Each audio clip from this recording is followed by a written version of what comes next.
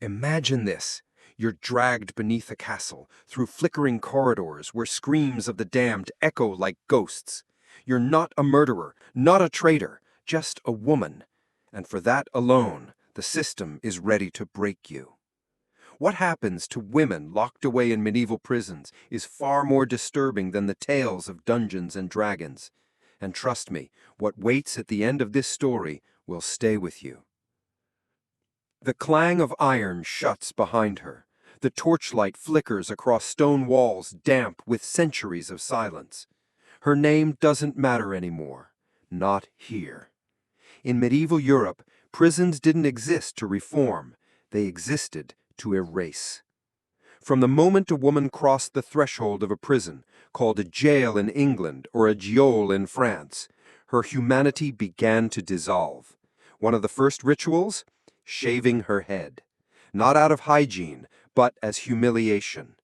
In medieval society, a woman's hair symbolized femininity, dignity, even virtue. Cutting it off wasn't just about submission, it was a public stripping of identity. Then came the chains. Whether she was guilty, accused, or merely inconvenient, the treatment was the same. In 13th century England, historical records from cities like York and London describe women shackled in bilboes, iron restraints that clamped around the ankles, or even chained directly to the prison walls. No trial, no hearing, just cold metal and silence. These places weren't designed for justice. Most were hastily converted dungeons beneath castles, monasteries, or town halls, dark stone chambers buried under civilization. And rarely, if ever, did they bother with separate facilities for female inmates. Women were cast in with thieves, heretics, and the condemned. To be imprisoned was to be forgotten. As German legal scholar Ulrich Tengler wrote in Der Spiegel, a legal manual widely circulated across the Holy Roman Empire, let them be confined and abased. It wasn't about correction. It was about annihilation of spirit, identity, and existence. The Forgotten Chambers. Starvation as sentence. Not every torment wore the face of violence. In the lowest, darkest parts of these prisons, beneath even the main dungeons, lay the hunger chambers. These weren't metaphorical. They were literal underground tombs known in France as the oubliette, or forgotten place.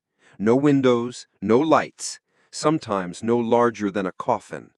Prisoners were lowered in through a trap door, and often never pulled out again. Some oubliettes were carved straight into the castle's stone foundations, like those in Loche Castle or the infamous Bastille. Once the door closed above them, sunlight became legend. Time stopped, voices faded, and food a memory. Officially, starvation wasn't always written down as punishment, but in practice, it became standard. Medieval English jail records tell us that women accused of moral crimes, especially suspected witches, were often kept in close ward without bread or water for days, sometimes weeks. Inside those cramped cells, without bedding or sanitation, the body failed quickly. Sores bloomed, skin cracked, bones pressed out against decaying flesh. Many women lay in their own filth, covered in lice. Death came slowly, by dehydration, malnutrition, infection. But the true agony? That came first. Many screamed for hours, days. Some cried out for mercy, others for someone, anyone, to remember they existed. Eventually they fell silent. Their names weren't recorded. Their deaths went unmarked. And their bodies? Buried outside prison walls, beneath anonymous dirt. These cells didn't just kill, they erased. And in that void, an echo echoed outward. It is not guilt you should fear, it is accusation. Marked for life, branding the immoral. In medieval Europe, sin wasn't just a concept, it was policy. And for women, punishment for sin wasn't always measured in years, but in scars. Branding was one of the cruelest forms of corporal punishment, used throughout Europe by the 13th century and beyond. It didn't just hurt, it followed a woman wherever she went.